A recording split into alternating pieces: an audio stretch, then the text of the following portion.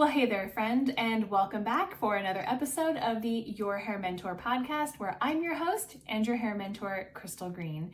And I invite you to come take a listen to the top leaders and thinkers and experts and innovators in the beauty industry as they share their stories of triumph and struggles and success in creating their businesses behind the chair. I hope you enjoy these episodes just as much as I did recording them. See you on the inside, friend. Well, Andrew, I don't actually know a lot about you. So I would love to hear a little bit about you and what you're doing in terms of business and professionally. Now that I know a little bit about your lifestyle, I'd like to hear a little more about, professional Andrew. Okay. Well, I did start as a hairdresser way back in 1998. Yes, 98. It was the summer of 98 that I became a hairdresser. Back in the 1900s, that's how the young kids say it these Right. days. Yeah. All of us old people that were Yeah. around back in the 1900s. Mm-hmm. Yeah, so I did hair for a big portion of my career. 2016, when we moved here to Oregon, that was my shift away from doing any hair at the salon at all. But at that point, I was still teaching a lot of hair. So throughout my career, most of my focus, um, of course, I had my in-salon hairdressing clientele, but a big portion of my focus throughout most of my career has been education. I taught for TG and Tony and Guy, and taught for Paul Mitchell the Schools, taught for Sam Villa. And during that process, I also trained as a coach, and that's what kind of got me to where I'm at today. Is I also kind of worked as a coach on the side along with the hairdressing and the teaching and all of that stuff for the last 14 years. So now my focus is purely on coaching. I do some just general coaching, like that would fit into the category of just life coaching. But I would say more and more of my time is focused on I work with a lot of leaders. I work with a lot of like salon owners or salon leaders. With them, I'd say most of what I work with them on is how to become more heart-focused leaders, and especially on communication and connection and things of that nature. And I'm also working a lot more with educators and other coaches, which that has really become, I think, the big passion now is especially because my background is education and coaching, and I was a salon leader for a bit. I did own a salon for a bit, but it's not necessarily what I loved. Uh-huh. So it's not my biggest part of my passion. So of course, the part of my career that I was most passionate about was education and coaching. And so of course, working with other educators and coaches, I think that that's where I'm feeling super energized right now. Mm-hmm.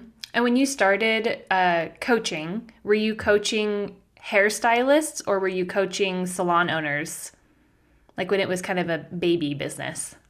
When I first started my coaching business, I was actually working with everyone. Oh, okay. I had a fitness coach that I was working with. I had a stay-at-home mom that I was working with. Because at that point, I was just like, I'm a life coach.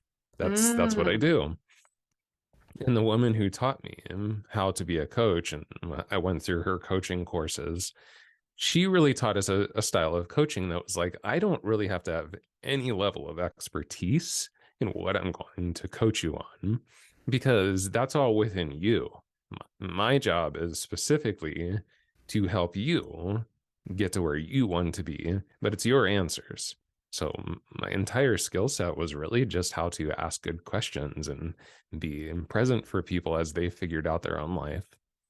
So yeah, back then it was, I mean, of course I had some hairdressers because I work with other hairdressers, but Mm-hmm. I've worked with quite a few different types of people over time. Currently, I'd say I probably only have a few people that are hairdressers. Most of the people I work with are either salon owners or have some type of position of leadership within the salon. Um, I have worked with other business owners too that I've connected with also through the industry. And same thing with like the educators that I've worked with. I have worked with a couple independent coaches that they were working towards becoming, they were on their first steps, like you were saying, kind of baby coaches of Mm-hmm. what is coaching and what does that look like for me. So I have worked with a couple people that just were getting into coaching too. Okay. Wow. So when you moved in 2016, is that when it was just like a new time, new space, and you didn't want to like rebuild a clientele again? So that seemed like a natural kind of progression to not work behind the chair? Or was it like, I'm moving because I don't want to work behind the chair anymore? I'm curious about like what made you finally leave. Well, there was a little bit of a push from that second half, which is I was getting to a point that I was like, I don't really enjoy being in this salon anymore, working on clients. And at that point, I had, I, let's see, that was 2016. So 2013, I started to work with Sam Villa. I started to Mm-hmm. work just as like an educator with him. But pretty quickly, he brought me on as his education director. So I had a pretty significant position with him at that point that was getting closer and closer to needing full-time attention. Mm, So I was still trying to maintain like 20 hours a week at the salon, just work like 4 or 5 hour shifts. But we all know how that goes. If you're coming from a place that you had a 50-hour a week clientele and trying to pare that clientele down, I had done like a $25 per service price raise, thinking, okay, this will help to kind of, no, like no one right. No. left. A couple of people decided not to come to me for single process colors anymore, which I was pumped on. But for the most part, like it really didn't make a dent to make even that significant of a price raise. So at some point, yes, because moving here, I guess I have to give you a little bit of background about moving here too. Um, there was a group of friends that all of us were from Salt Lake City. All of us had come out here at different times. I'm giving you the very short version of the story. But we had come out here in 2015 for our friend's wedding. And during that wedding in 2015, all of us were like, you know, what if we all moved out here? Wouldn't that be fun? So we get back to Salt Lake, start to look at, we just were keeping our eye on properties and stuff because all of us were like, yeah, let's make it a 5-year plan to end up out here. So Michelle and I, my wife and I, started to look at properties and stuff. And all of a sudden, this house that we're in, this popped up, and it was too good of an opportunity to pass up. So we jumped on it. And initially, we were thinking we'd come out, fix up the house because the house was. We live on a beautiful 7-acre property. The Nice. house itself was a total shit show. I mean, it was disgusting. Like the cats Oh. had peed over every surface. It Ooh. was it was kind of a hoarder house. Like it was really, really bad. But we got an Okay. incredible price for it. And like I said, we have just this insane property. We have views of the forest out this way and views of the valley that way. It's so cool. But we thought that we would come out, clean up the house, and just get it rented because we were still in the mindset that this was the 5-year plan. Gotcha. So we didn't think we would probably even move here till closer to now. Oh my gosh. um, but Michelle was like, my wife, Michelle, she was like, what are we waiting for? Like, we have this awesome place. Let's just go. And when she said that, I kind of was like, oh my gosh, am I ready to, stop being a hairdresser in the salon? And, all of the little stories of like, but you're an educator. And, in the education world, if you're not working behind the chair, people think that maybe you aren't justified in being an educator. And all of Oof. these different stories started to come up. Mm-hmm. So I just kind of got to a point where I was like, yeah, but you're not happy there anymore. Mm-hmm. So this is the step. This is the opportunity to kind of take a big, huge flying leap. And I went to Sam and I was like, can you turn this thing that I'm doing with you into a pretty full-time position? And it's Mm-hmm. like, yeah, I think we could. And so that was kind of the switch from, oh, this is a 5-year plan to, oh, no, this is a less than a 1-year plan now. Like we're just going. Yeah. Wow. That's so cool. And so, so then you worked for Sam Villa Mhm. for a couple years. Are you still working with him, or are you totally independent now? I'm completely independent, but I still do some stuff with Sam. They have a lot of online education stuff that they do each week through like Zoom, or not Zoom, sorry, Facebook and YouTube. And I host a lot of that stuff. And I have a show on there called Wellness Wednesday that we actually haven't done a lot this year, but excuse me, it started as a show right when we all first got shut down. I started to do a show about wellness just called Cabin Fever because we were all shut down and we were all in our houses.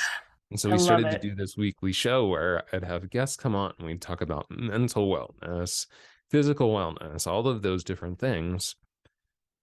And it just really, like, people loved it. So even as we all went back to work, we were like, okay, well, let's continue it, but let's call it Wellness Wednesday instead. So I've been doing that for a couple of years now. This year, because my schedule has gotten busier, because they've also kind of taken a turn to not doing quite as much of the live digital education because they're more actually out on the road working again. Um, we haven't done it as much this year, but it's still something that I do with them on occasion. But other than Okay. that, yes, I'm completely independent now. Yeah. How does it feel? It feels awesome. It's it's of course a little scary at times because um I even though for Sam I was still more of an independent contractor with him, I wasn't necessarily on payroll. Um it still was a job. It still had a really pretty consistent paycheck to it.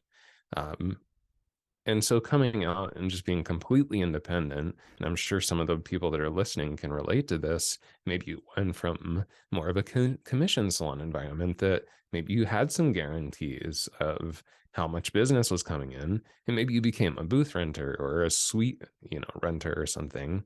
You probably know that feeling too of like, oh, this is awesome. This is super exciting. I love that I make my own schedule and make my own decisions, but it's a little scary to not really have that teammate next to you to share the burden with or to just bounce your concerns off of. And um, so I love it.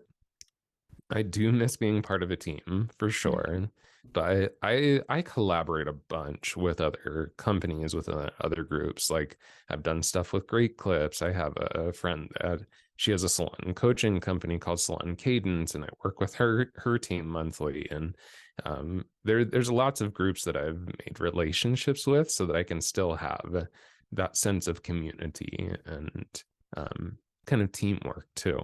Yeah, which I think is so important for us, especially, if you've worked any length of time in the hair industry, is like one of the things that fuels us is our human connections, right?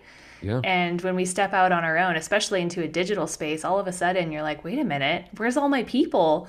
Where's my team, or like my regulars that come see me? Where's that like feed of energy that I'm looking for? And I know for myself, really the podcast has been beautiful because I've gotten to meet so many new people, and people that are industry specific and understand the language and have the same woes, and kind of get that sense of camaraderie again, which has been really fun. It's like I'm just building a whole new community, and I think anyone in the educational space probably gets to that point where they're like, wait a minute, I have to find my new people, right? Yeah. Maybe it was my salon people before, but now it's like this new community that we're getting to know each other with, and it's really fun. I really enjoy it. Yeah. Yeah, and it's Mm-hmm. something that I've found kind of throughout my career. It's almost important to continue to develop fresh relationships and fresh communities. Um, at least for me, I guess I'll say it from my own point of view because I can't say that this is the right thing for everyone. But for me, if I stayed put too long, I could just feel the luster wearing off. And it's like I don't want the luster to wear off. I want it to still be bright. I want it to still be exciting. And so part of what helped me was to continually find fresh connections and fresh communities. And that doesn't necessarily mean you have to quit your current job. It Right. just means, well, if you tend to go to a lot of TG and Tony and Guy classes, maybe it's time to start, going to some Colton King classes or, a different independent educator, or go to a different company, go to a Redkin class or something like that to expand those. Of course, it's great to expand your technical skill set with different kind of cross training. Sure. But I think it's just as important from a community standpoint, just different influences of how people see the world and how people work at the chair. Yeah, and within companies, you usually get kind of the same group of hairstylists that you see in classes too. You know, you see some repeats where you're like, oh, I met you last time at that class. And so, yeah, it definitely behooves you to kind of step out and try different brands and, yeah, widen the net a little bit more. I think Yes, that's great. Mm-hmm. for sure. Okay, so as an independent coach now, Mhm. I know you just recently launched, is it a course or a membership that you're offering? Yeah, it's a group, it's a membership, it's a weekly membership. I I had found that more and more I had people reaching out that were struggling. They were just having a hard time. And it's like, oh, do you have any thoughts for me, or do you have any advice for me? And the two things that, for me personally, and for a lot of the people that I work with, that have helped the most is my breathwork practice, which it's not like a lot of people when they think of breathwork right now, they think of kind of like the really crazy transformational breathwork where it's like, you're on the floor and crying and doing that kind of stuff. And that definitely has its place. That's Uh-huh. not the breathwork that I do. Okay. The breath work that I do is through a company called Oxygen Advantage, and it's more about returning people back to their supportive, natural, healthy breathing habits. So it's a lot of practices of how do we get back to actually, it's more our original breath. Like if you Mm-hmm. watch a baby breathe, it's so soft and gentle, and their whole rib cage from down in the bottom and their belly and everything just floats and moves. And then over time, because of stress and because of all these other things, we start getting tight up here, and our breath comes from our upper chest, and maybe we even breathe through our mouth too much Mm-hmm. and things like that. So the whole principle of this breath work is to get us back to that super, just very natural, supportive breathing habits. But it also has some great techniques and processes for helping to get the nervous system back under control. Like we have a rescue technique that I can actually teach you guys right now if you want. It's really Absolutely. quick. So Yes.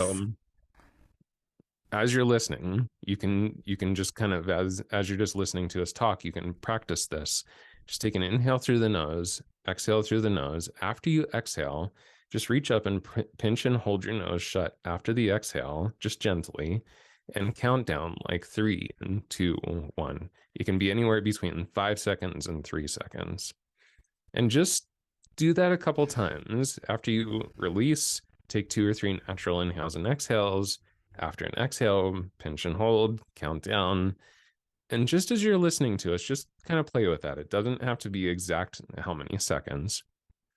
But what you'll find is that short breath hold after the exhale, what it's doing is actually extending the effect of the exhale, which the exhale is the calming portion of your breathing pattern. Like if I hook you up to a heart rate variability monitor right now, as you inhale, your heart rate's going to increase a little bit, and you're going to get a little bit more charge from the sympathetic side of the nervous system, which is the fight or flight side of the nervous system.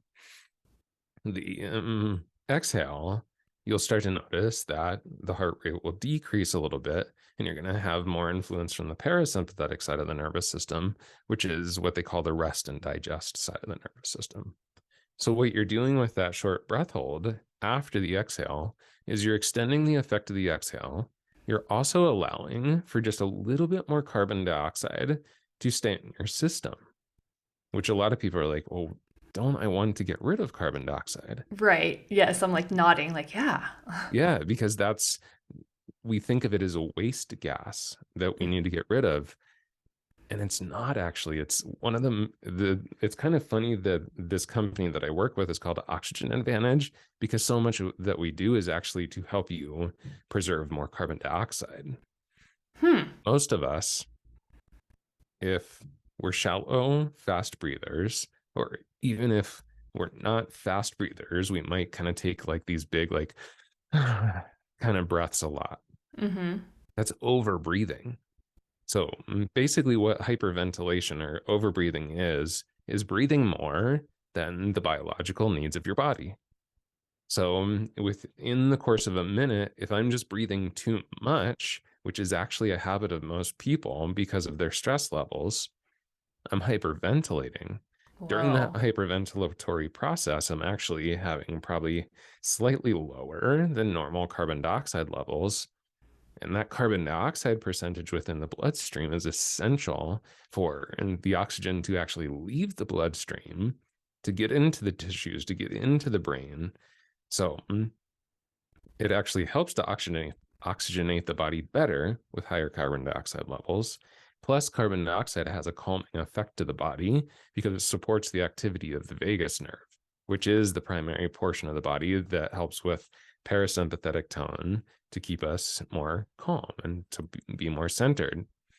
So if you guys have been playing with this, you might notice that with those just short breath holds, even after 4 or 5 of them, you'll start to feel your nervous system actually calm down pretty quick. So we teach processes like that too, where it's like, hey, if you're starting to get anxious, some of you that are listening, if you are prone to panic attack, if you've had panic attacks in the past, you probably know the warning signs, like the tingly skin, or like you start to get that kind of like coldness across the back of the head. It shows up differently for different people, but you do kind of get used to how your body tends to signal, hey, something's going to happen soon. If you do that rescue maneuver of the short breath holds, a lot of people find they can actually get themselves under control before they go into a full-blown panic attack too. Wow. That's the kind of stuff we teach. It's returning back to that natural supportive breath and this type of work that helps to really work with the nervous system a lot. That's so cool. Do you know, I mean, this is movies, so it's probably not real, but maybe it was based on something like this. In movies and TV, you see anyone that's like freaking out, kind of panic breathing, they have them breathe in a paper bag, right? Is that because they're trying to basically get more carbon dioxide to calm them down? You got it, Crystal. You Oh nailed my it. gosh, I Yes. never put two and two together. Like, why would you breathe into a paper bag? It made no sense, but it's like, you see everyone do that, right? Yep. It's to recycle the carbon dioxide so that it can help calm the nervous system. So what we teach instead of the paper bag, because the paper bag, especially if it's a thick paper bag, you're not going to get much fresh air. And you do want a little fresh air in there too. So what we teach is actually to just take the hands, place them gently across the face, and just try to just breathe super gently in and out through the hands. That'll recirculate enough carbon dioxide to help with that process without completely kind of closing you off. Right, right. That's what we Yeah. encourage for that. That's so cool. Yeah. Okay, so then to circle back to your membership and Mhm. what kind of stuff this includes, do you have like kind of a core set of practices that you recommend people do? And then are you doing like live Q&As or like supporting in other ways? Or what are people getting in the membership, I guess? Yeah. Thank you for asking. So there is like a foundational breathwork section that I just have recorded in coursework that it's like, start here and practice this first. then go to this step, practice this next. So yeah, there's that process lined out there. But we also meet for 30 minutes every week. I wanted to make it something that like people just don't have that much time. And I think that that's why they don't dedicate themselves to things like this very often, because it's like, oh man, this is going to take so much time and it's going to take so much energy. So I didn't want it to be like, okay, we're going to meet for 2 hours a week and, this thing that just felt overwhelming. So I was Yeah. like, we're just going to meet for 30 minutes per week. We're going to do some breath work together. And then the second thing that I focus on with them is this thing called multiple brain integration techniques. So this is basically recognizing that we have intelligence in the heart, we have intelligence in the gut, we have intelligence in the nervous system, we have a pelvic brain. All of this is real, scientifically based fact that there is neurons firing in those regions that send information to the mind to be processed, and then we do something with it. But because we've become such a head-brained society, we don't trust that stuff anymore. Like, we don't trust that gut intelligence, which is your intuition. A lot of times it's that sense of like, oh yeah, my gut tells me blank, and Mm-hmm. that's those moments where it's like some truth comes to you. You don't know why you know it, you just know it. Like, that's gut intelligence. Or we Mm-hmm. say, oh, my heart's really telling me that this is important. Well, it's true. Your heart is a source of intelligence, and it does communicate to you about connection. It communicates to you about empathy and compassion. It's a source of information for what you value most. So, the esoteric teachers of the past, the wisdom traditions, they've all talked about this forever, but science has finally caught up, and it's like, oh yeah, actually, like, you have as many neurons in your enteric system, your gut, as a cat does in its head brain. Whoa. Yeah. So that's a big part of what we do within the membership too, is I teach people how to connect to that. And it's kind of like a guided meditation. I just don't like to call it a meditation because it's more of, I call it a guided exploration. Like, I walk people through how to connect to that heart intelligence, how to connect to that gut intelligence. Because like I said, when I kind of started this very long-winded description, I'm um, enjoying every moment of it. Don't worry. okay, good. I hope your listeners are too. But the two things, these are the two things that have made the hugest difference in my life personally, is getting my breath to support me and reconnecting to my body, which really, when we reconnect to that intelligence of the body, that's when we start to, I think, really reconnect to ourselves, because the head, it is such a powerful storyteller. That's one of the talents of the mind, of the head brain, is that it's a great storyteller. But Mm-hmm. it starts to tell us stories that we start to believe in that aren't necessarily a real truth. It's someone else's words or someone else's descriptions or the world's description of how we think we should be. That's what gets into the mind. Mm-hmm. Down here deep in the belly, if I can connect to that, like that belly truth, is that place where you're like, oh yeah, this is who I truly am. And so Mm-hmm. reconnect to the body, that's where I think we do reconnect to more of our truth and we feel more ourselves. Yeah. I could see how this would be. I mean, it's important for everybody, let's just Mhm. be honest, but I could see how this would be very important for someone who is any sort of like leader, whether it be a hairstylist talking to their clients, serving their clients, or an educator teaching a class, because if you're comfortable and confident in yourself and who you are, it's much easier to convey the messages that you need to convey to those that you're serving, right? If we're in our head and concerned about what people are thinking the whole time, or just not coming from a place of like genuineness, Mhm. I Yeah. think we'll come off as like not secure or kind of fake, if that makes sense. Yeah, absolutely. I think people's like, we've always had a pretty good bullshit meter, I think, Mm-hmm. but I almost feel like it's more tuned in because, well, and maybe it's just as I say that, maybe it's not even that it's more tuned in. Maybe it's just that people don't have much tolerance for it anymore.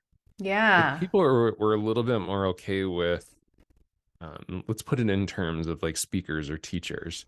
They were kind of,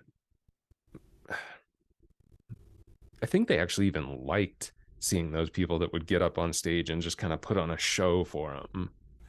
Whereas Mm-hmm. now, they're not interested in that. Like if you go to the hair shows, you kind of see that. Like, yeah, there's still big stage shows with like, models and things like that. But you don't really have like, back in the 90s, people would come out and like they'd be haircutting from a trapeze or something. And it was like the hairdressing educator was more of a performer. And Absolutely. and people loved it back then. It was awesome. Like Sammy used to do that kind of crazy shit where he'd take a model and he'd just spin her in the seat and just like chop pieces out of the hair, and Yeah. people went crazy for it. Yes. People aren't interested in that kind of stuff as much anymore. It's like they want that real Yes. connection with people. Yeah, and I think if you want to go watch a class, you want to walk away with something valuable these days Mm. too, not just the entertainment aspect. I'm trying to remember the guy's name. Oh, it was like 5 years in a row, the hair shows that I went to. He wore a badger, like the skin of a Oh, Robert badger. Cromeans. Okay, thank you. I was like, I don't remember any of the hair he did at all whatsoever. I just remember that badger swinging around, just being like, who is this guy? What is he Oh, that's doing? awesome. Right? But I mean, yeah, it was fun back then, but there was no retention of the information he was putting out there at all whatsoever. And so these Yeah, days, and I think I'd be like, well, this is a waste of time, you know? yeah. And Robert was quite clear about that too, that he's like, I'm here to put on a show. Like I'm here for my friend Roderick, who is an amazing teacher, he calls it edutainment. He's like, I want it to be entertaining while I educate you too. And I think Robert, he was always really clear about that. He's like, that's my thing. Mm-hmm. I'm the guy that ties balloons to people's hair and has it float in the air and I cut it off. And it's more about me inspiring your mind and exciting you than it is about me you're actually teaching a real haircut. And the funny Right. thing is about like someone like Robert or someone like Sam that did do a lot of that crazy stuff. A lot of what they did, if you actually dissect it, was actually grounded in really good foundations, and they knew what they were going to get from these crazy things that they did. But yeah, you don't necessarily take that back to the salon and start to tie balloons to your Can you clients. imagine? Some people might, but Yeah, yeah. probably charge a lot of money for it. Right. That was always like you needed an interpreter to be like, okay, so what you take away from this Mhm. is this, and this is how you're going to go replicate it back in the salon at home or whatever. Yeah. Yeah, so a lot of the educators that I work with at this point, that's exactly what they're looking for. They're looking for authenticity. Like they want to get back to this place where and people are starting to move away from the bigger brands too, because the bigger brands do have a specific culture to it, that it has an aesthetic, it has a verbiage to it. And a lot of people are like, I just want to go independent and do my own thing that's more authentic to me, that I don't necessarily have to walk a certain walk or talk a certain talk. I don't have to wear a certain type of clothing. And those are a lot of the people that I find myself working with.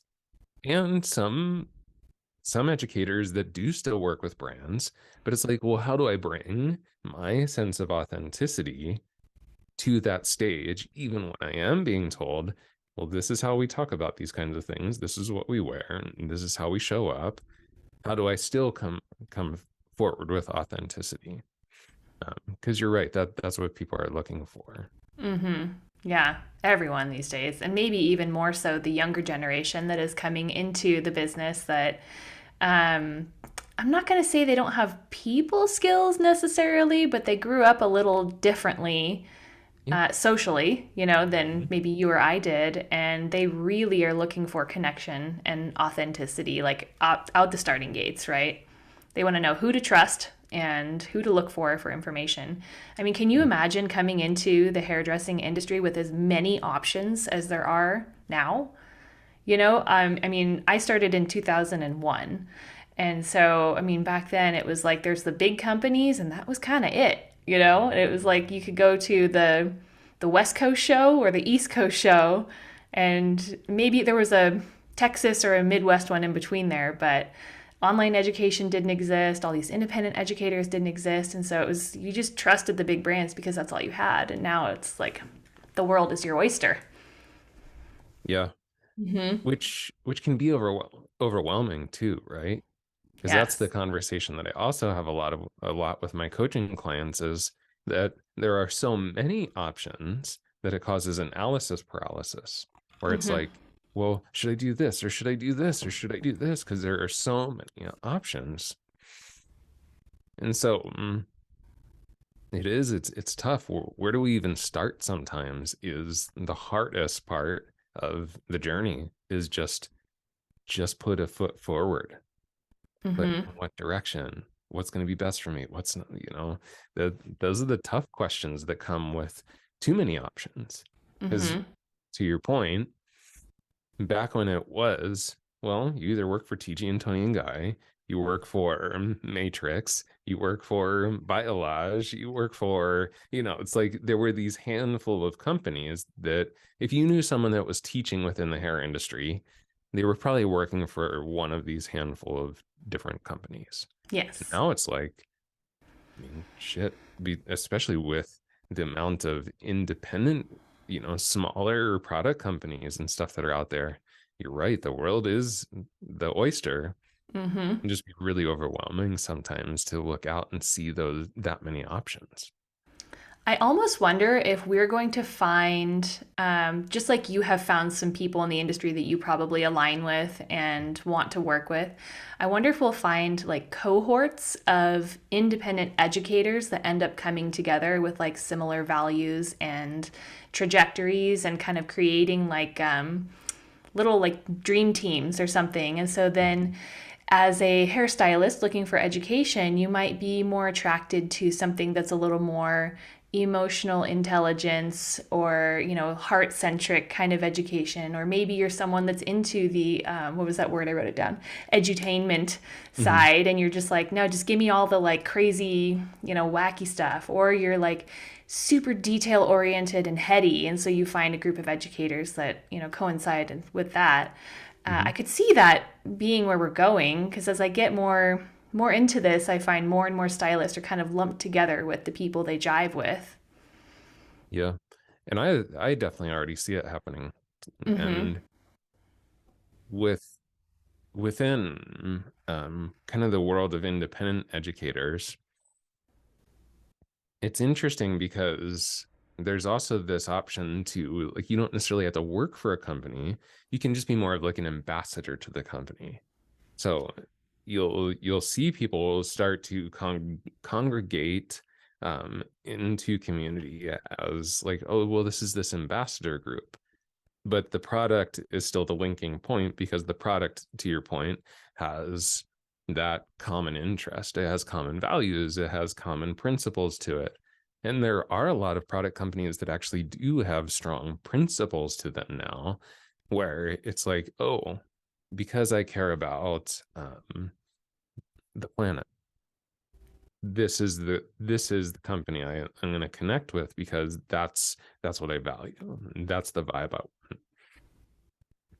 Yeah. And I was actually just barely just a few weeks ago talking to another friend of mine who is an independent educator as well.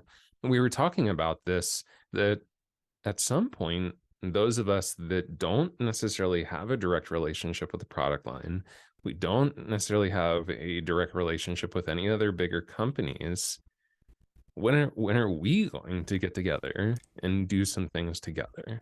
Like have our Yes. own version of a um, an ABS show, but it's a group of independent educators. Yeah.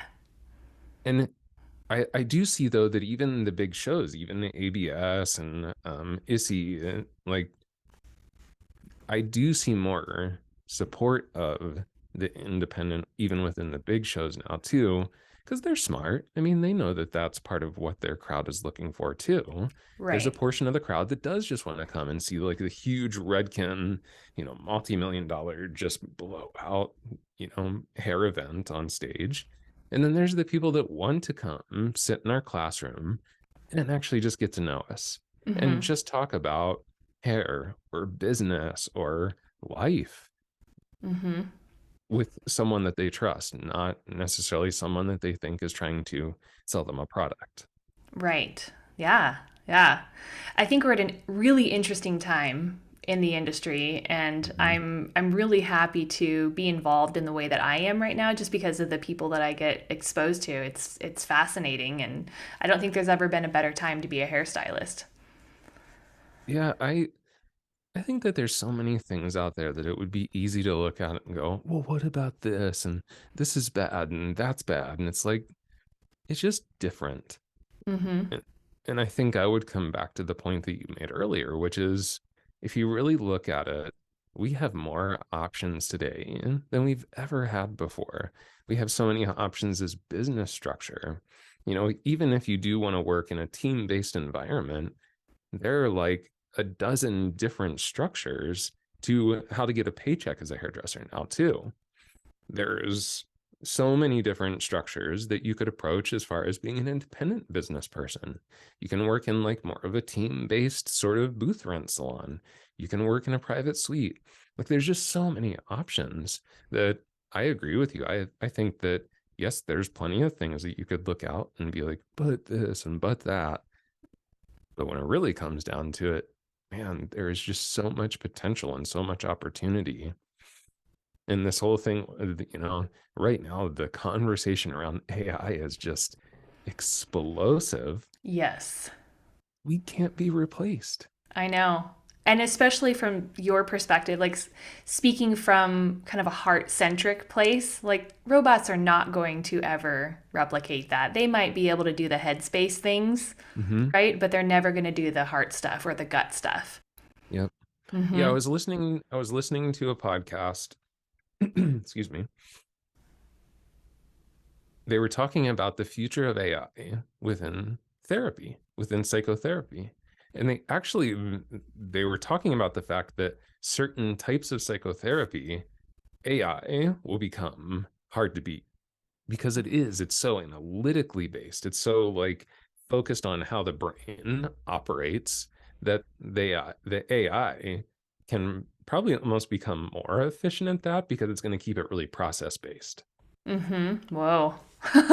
But the things to your point that are more heart based, more gut based, those are the things that can't be replaced with an intelligent robot, like No, because they don't no. have that, Right. And so what's exciting to me is to also see that I feel like more and more people are interested to go to that place too.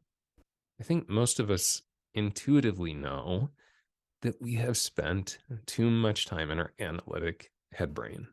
Mm-hmm. We've spent too much time worrying about the stories up there. And people are really moving towards these more, um, I'll just use kind of holistic as a blanket term, but Mm-hmm. more holistic approaches to how to be healthy and how to feel good and even how to do business. Like we're seeing so much more mindfulness and heart-based wisdom being infused into the business space now too, where it's not just about, okay, well, what's my strategy to get as much money as I possibly can from you? It actually comes from how can I be in service to this person the best way that I possibly can? And And it's that's really be beautiful to see those things growing. Yeah, yeah. And just to elaborate on that a little bit more, I think Mhm. it's how can I be, yeah, as the best, serve you the best that I can because that's what makes me feel the best, right? A lot of the conversations I've had recently, the majority of people that are stepping into kind of a new chapter in their lives as an entrepreneur have done so because of COVID. as terrible as that time was for all of us, it gave a lot of us, especially in the beauty industry, a chance to pause and to really think about like what makes us feel good, right? Like, one, why am I doing what I'm doing? And it's like, I know for me as a hairstylist, it was like, because I like to make people feel good. The altruistic part of it is like, I feel good making people feel good. And so many people had that moment of like, okay, well, I'm going to do something where I can feel good and make the most people possible feel good. And so that looked like products they launched or education they launched or things they opened or closed. So I think that, yeah, that's definitely at the top of everyone's minds right now is like, how can I best live my life to feel good and make it count, basically. Yeah. Mm-hmm. And the thing that is really important there, Crystal, is that requires experimentation.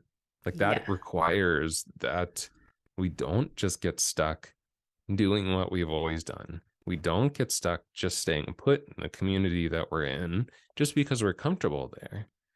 If we want to have these experiences that really touch us more deeply, that touch other people more deeply, we have to be willing to step outside of those places that we're most comfortable and try new things.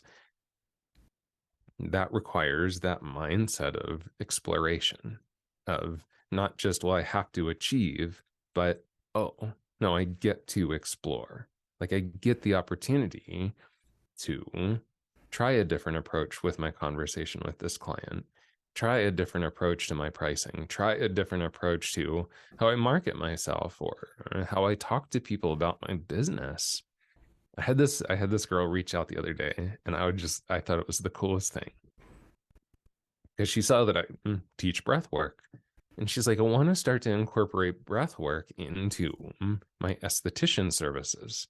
She's like, my her aesthetics place. She's like, we do a lot of like medical level aesthetic services, but I make it a really spa type of environment. The music and the smells and the experience. She's like, I want it to feel like kind of more holistic. Mm-hmm. And so she had gone to a breathwork experience somewhere else, and it was one of those like super transformational breathwork practices where you're doing like the big, huge breaths, and you're laying on the floor, and your body's shaking, and people are crying and stuff. She's like, I don't think that that's what I want in my aesthetics. Probably not good for business. Yeah. So she's like, it seems like the breathwork that you're doing is a little different. So, but it was exciting to me to hear someone like her be like, I want to take my aesthetics, even if it's medical aesthetics, I want to take it in a new direction that has more substance to it. It offers that client that's with her something different. I mean, how cool would that be to go get your brows done and walk out feeling like your nervous system was reset? Oh, yes, please. So cool. Yes. I talked to a hairstylist recently that said she started incorporating Reiki into her treatments Right. as well. Mhm. Same idea, right? It's like just kind of connecting and serving on a different level. Yeah. People are reading tarot cards during processes. My friend Abe does a sage ceremony for every single client that's, sits with him. It's like, it's, I just love that there's this openness and this potential. Because if you would have tried to pull that stuff back like in the late 90s, early 2000s, clients have been like, what are you doing? Yeah, who Are is you this nuts? weirdo? Right. Yeah. Y'all are supposed to be like drinking heavily and doing drugs, not all this like healthy, happy stuff. Come on. You're speaking truth there. I wonder too, Andrew, if this breath work that you offer, I'm just thinking of like who would benefit from this. New stylists coming into the industry is like, one of the biggest hurdles to get over is the anxiety and the anxiousness that you get when you're like that new fresh stylist and you know that you don't have the experience but you're trying to like fake it till you make it when you get clients in your chair. And Mhm. kind of, I know a lot of them, and this happened to me when I was young too, is like, okay, like you're trying to do some like calm breathing while you're like mixing color or staring at your color cabinet, like what do I do?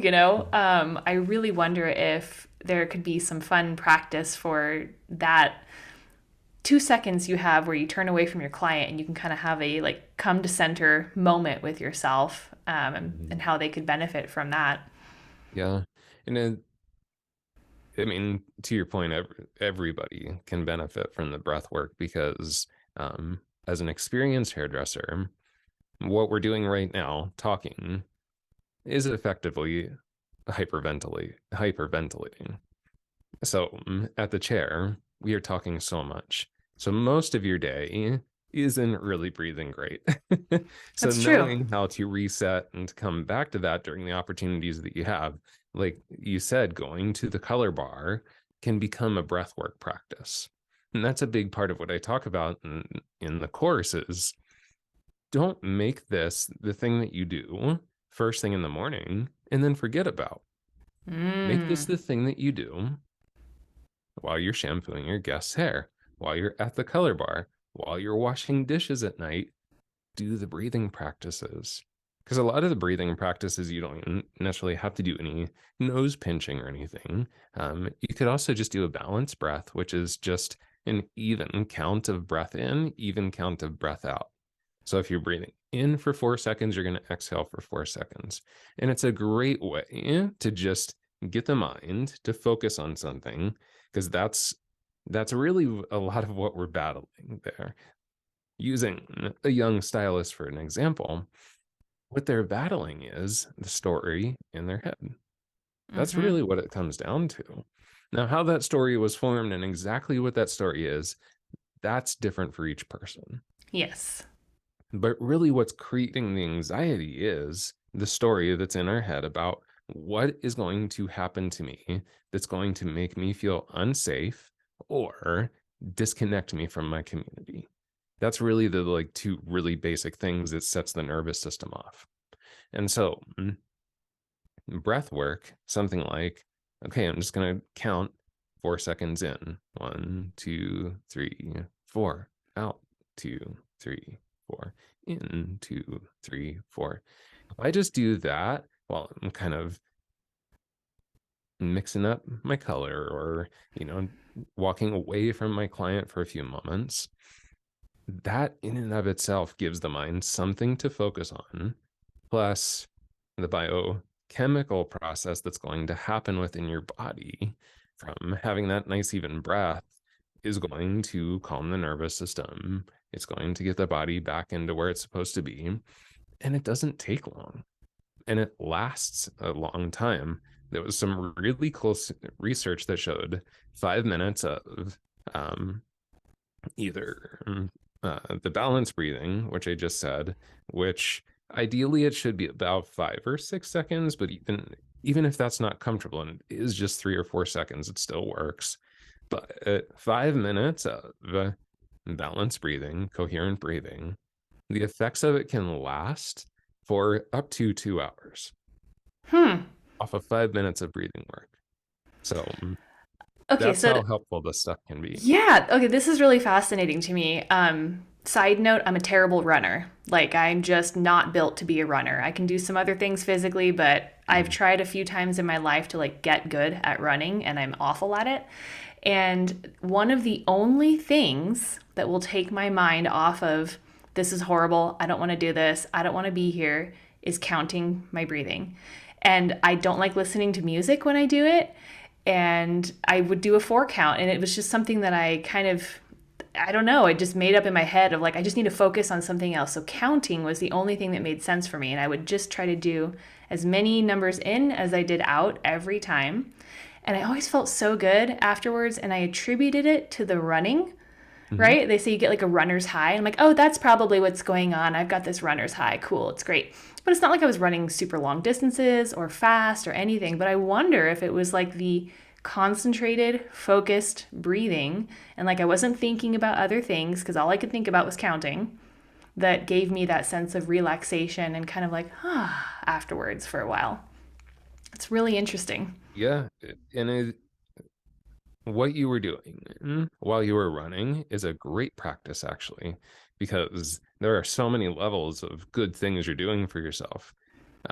You're basically practicing single point meditation because you're giving the mind something specific to focus on. You're saying, okay, mind, we're not going to think about all of these problems in our life. We're not going to focus on how much we actually don't really enjoy the running process. We're going to direct our focus to a single point, which is the counting of the breath. So you get a little bit of a meditation in there, a moving meditation. Mm-hmm. By doing an even count in and even count out, you are improving your heart rate variability, which is a huge aspect of overall human wellness, is having this really beautiful heart rate variability. You are also probably doing a better job with your breath of not losing the carbon dioxide through overbreathing too, because you did have a certain level of control over your breath. You probably weren't just doing kind of what I see, unfortunately, a lot of people doing as they exercising, which is this like Yeah. kind of breathing. Mm-hmm. It by making the inhale equal with the exhale, you were probably having a much better biochemical response within the body too. So that is a great habit, and it's something I encourage people to do. That's actually a big part of the Oxygen Advantage program. Is like, if you can turn your exercise into a breathing exercise, that's incredible. But most people want to go to the gym, put on the headphones, and zone out. Right. And that's okay. I'm not saying there's anything wrong with it. Mm-hmm. But if you can do what you did, take a run, take whatever program that you're going through exercise wise at the gym, and you can turn that into actually like a mindful practice where your breath is part of your focus, that's super impactful. Yeah, it's just fascinating to me. I've never felt the need to incorporate it into anything else because, like, cycling and hiking, weightlifting, anything else that I'm doing is more pleasurable than running. And so I felt like for me, it was just out of desperation that I did that. But I'm really curious now to try to incorporate that into other things. Mm-hmm. You've got my wheels spinning now. Yeah, yeah, there you go. That's awesome. Man, awesome. Well, I'm trying to think if there was anything else I wanted to ask you, Andrew. Is there anything else you wanted to share about your membership or what you have to offer? Do you do one-on-one coaching with people still? Yeah, I still do Okay. one-to-one coaching. And if they're interested in uh, just knowing more about that, of course, you can just head to my website, and there is a form on there that if you wanted to work with me more one-on-one, you can set up a discovery call, and we can actually have a. That's what's most important to me, is that the people that I'm working with, it's the right thing for them. I turn down people. I don't want to say often, but there are plenty of times where after we have the conversation, it's like, I think that what you're actually looking for is this type of support. And here are some suggestions on where you could go. So if you are curious about coaching, set up a discovery call. There's zero pressure to actually go through with it. And I will be incredibly honest with you if I'm the right person to be working with and what I offer is right. But there's going to be a lot of really cool stuff coming up soon too.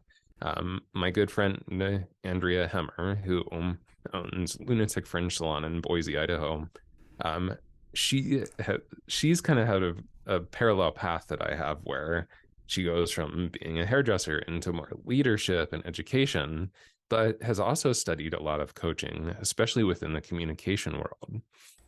So we're going to have a 2-day hands-on live training in Boise coming up in July. Yeah, it's in July. And that's going to be all about communication, but from an equal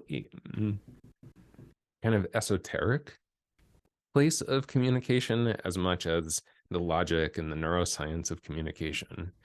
And then my friend Carlo Novoa and we're putting together a program, kind of similar concept, where it's bringing together the inner work and the outer work of an educator. So yes, we're going to go through skill set stuff, like how do you stand on stage with good presence, and how do you write a lesson plan that's going to capture your audience, and all of those things. So the technical aspects of an educator, but we're going to go much deeper into the inner work of an educator, like our relationship to our voice. I've had a really challenging relationship with my voice since 2019, and so that's been a big part of my study over the last couple of years. So we're going to talk a lot about our relationship with our voice. What can you tell me about your voice? What have you struggled with? You can probably hear it a little bit here and there as we're talking. 2019, I'll try to keep this somewhat short because this is a bit of a long story, but I can condense it. So 2019, and let me set it up this way, no fault of the Samvia company, they gave me an opportunity to step into a position that seemed like, man, this is such an awesome opportunity, because it was a little bit more of what I would kind of consider like a corporate position. I was not just an education director, but I was becoming more of a part of like the decision-making team at a corporate level. It just about killed me. Oh no. It was the most stressful thing I think I've ever done. And again, it's not because that the Samvia company was a bad company. It was because I was so far removed from who and what I should be and what I should be doing with my life. So I'm sitting in these like 2 and 3 hour business focus meetings about numbers and percentages and sales strategies and stuff. And I'm just sitting through these things. And also during that time, my self-esteem got really kind of hit pretty hard, because I was also sitting in these spaces thinking, I have nothing to offer. Like, I don't have a voice here. And so through that process, it got to a point, Crystal, that I could not speak at times. I would go to speak up during these meetings, and it would be like this. I would go, so I like to talk. But what I learned now that I'm actually still going through the retraining process. So this whole structure within our throat that creates noise, the first and primary purpose of it is to keep you safe, because it is the structure that keeps food and water from going into your lungs and killing you. Right. Like, this is a safety structure. You'll notice it is as soon as you get stressed or you feel unsafe, the place most of us will feel it first is tightness in that throat. And so what happens is the vocal folds, because there's 3 structures. There's the vocal folds themselves that do make sound. There's a structure above that called the false vocal fold, and there's the actual epiglottis, which is like the big thing that really shuts everything down. Yeah. But to protect us, all 3 of them shut down. So what was happening is my vocal folds were getting hard and shutting off in a protective maneuver. It was trying to protect me. So ever since 2019, I've been going through vocal training. I've done a lot of inner work on this stuff, and it's still like I said, if you've listened to this podcast the whole way through, you'll notice certain times, like right now, my voice is awesome. It's like super open. It's not having any restriction. And then within a few seconds, you'll hear it kind of do some stuff like that, where it just cuts off. Or to get a word out, I feel like I kind of have to push a little bit.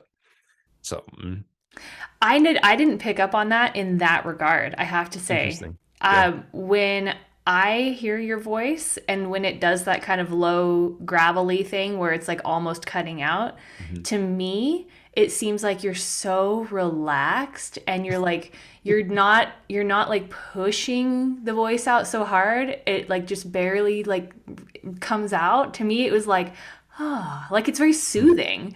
And I saw it as like Dang, you are so in control of your voice and so calm that you just have this like buttery quality to your voice. Hmm. So Thank you, I didn't Kristen. notice it as any sort of like problem at all. I think it's like very calming. And I really, I genuinely appreciate hearing that because it's nice to know that the outside world doesn't hear what I kind of hear in my head, which is sometimes like, "Ugh, my stupid voice is doing that again." And that's part of what I personally have to work on.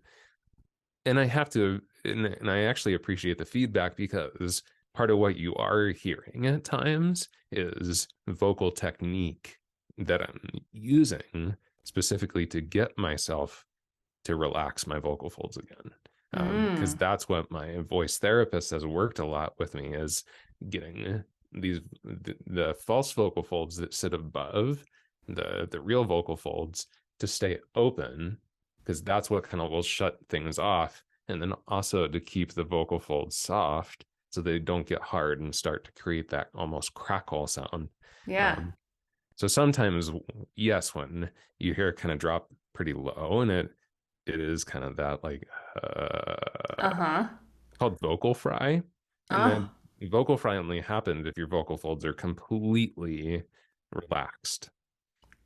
So part gotcha. of that is trying to get my vocal folds to actually relax too. Oh, fascinating. Well, I'm saying you're wearing it well. Like from an outsider's perspective, it just seems like you're very in control. So that's great. Thank I you. mean, I'm sorry that that was a struggle for you, but it doesn't come across that way. Yeah, and like most things, well, I would say almost all. Well, no, I'm just going to say all things because that's what I do believe. Even if they're really difficult, they're there for a reason. Like I Mm, went through this in 2019 because, as I told you kind of at the beginning of the podcast, this group of people that I'm feeling just more and more connected to all the time are people that have to use their voice for a living. And it's something that educators and coaches have never been taught, is actually how to take care of our voice, how to actually speak diaphragmatically. This is not stuff that is included in teacher training programs. no. It is now going to be something that's included in teacher training programs because my friend Carlo and I are going to make sure that it does, because it is important. Mm-hmm. I completely agree. Have you heard or felt more of a pull to teach in person recently? Because I've heard in other parts of the industry there's been more and more in person need again. Yeah, it's interesting because last year I had a lot of in-person events. This year's been a little bit quieter, and I have to tell you that going back to my belief that everything kind of happens for a reason, I think partially because this next about 3 months of my life, I kind of need to be home. Mm, Um, but I will be really honest. It's hard for me not to get up in my head about like, why, why don't I have any live events for the next few months? Because I was supposed to have two, and both of them canceled. But mm, instead of going, oh man, I can't believe these two events canceled on me, I look at it, it's like, dude, you don't want to be gone in May and June. These are the two most important months of getting your family moved to this beautiful new home, this beautiful new place that we're going to. right. So, sorry that I took a little different direction than you asked with That's that okay. question. But to your point, yes, I definitely see a draw to the return of the live in-person education for sure. Big time. Mm-hmm. Mm-hmm. People want that connection. Oh, absolutely. Yeah. Yeah. I think specifically for you too. Well, I was gonna say like in person would be super impactful just to like be in your presence of you speaking. I feel like would calm people down very quickly. But I was gonna say I found you on social media. I think you were like a suggested person that Mm. Instagram popped up, and I stopped dead in my tracks when I heard you talking. And it was because you're so like I find myself even trying to talk calmer when I'm talking to you. You know, it's like I want to emulate what you're doing, but it was you were just so calm and like careful about your words. And I was just like, whoa, who's this guy? Like, it just was like, stop what you're doing. So it's not like it's not effective on social media, but I could see that being like really effective in a group of people, to stand in front of a group and kind of collectively share that energy with the group. And I think a lot of people would enjoy that. Yeah.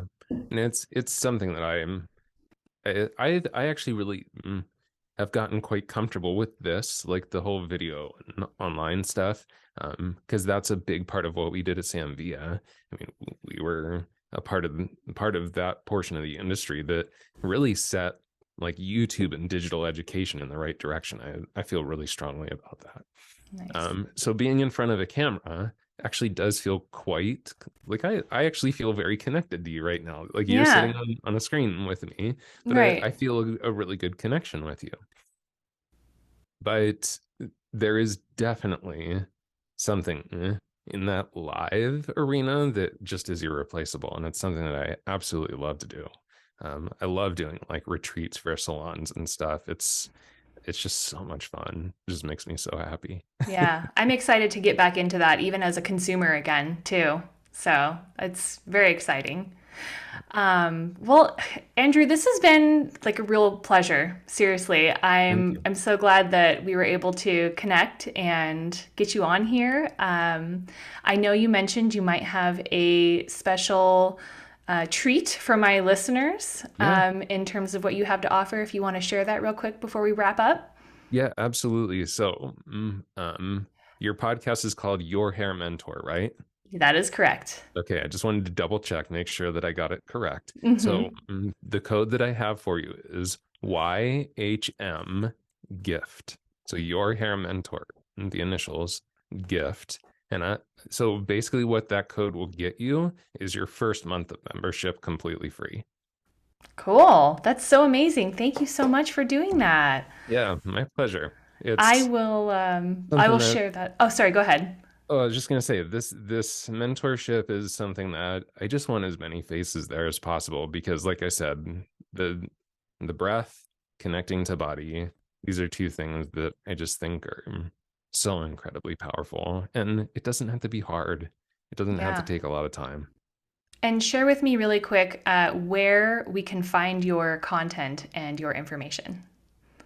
Uh, Instagram's probably the best because that's where I put the most focus is, and it's just Andrew dot Carruthers. So Instagram's a great place to connect with me. And if you forget, you can just go to Instagram and click on the link in my bio, and that will take you to the website, take you directly to the program. There's also just a free version of one of my 30-minute sessions too, within the link on bio. So even if you don't want to sign up for the program, you can always just go and just do a sample of that too. But the website's thejourneyist.life. The journeyist is a made up word. It's the journey with IST at the end, but it was a friend of mine made up the title for me because he's like, well, what do you do? I was like, I just take people on a journey. He's I like, love it. oh, then you're the journeyist. It's I was like, okay, beautiful. cool. I think it's perfect and I love every bit of it. Thank you. You've been so sweet to me. Thank you for this. This has been a real pleasure for me too. Wonderful. Okay, well, I will make sure to put all of that content in the show notes here for anyone that's interested. And I guess once again, thank you so much for being here. And I'm excited to see where all of this takes you. My And good pleasure. luck on the Thank you so much. move. Yeah, thank you. We're Yeah, gonna need it. It's a no big one. kidding, right? Yeah, well, try to take care of yourself in the next few months. And I'll be in contact on social media, that's for sure. Perfect. Okay, Thank you, thank you, Crystal. Andrew. Take care. Bye bye. All right, friend. Well, that's a wrap for this episode of the Your Hair Mentor podcast. It has been my pleasure to be here as your host. Again, my name is Crystal Green. And until next time, my friend, as I always love to say, have a wonderful hair day, and I'll see you then. Okay, bye.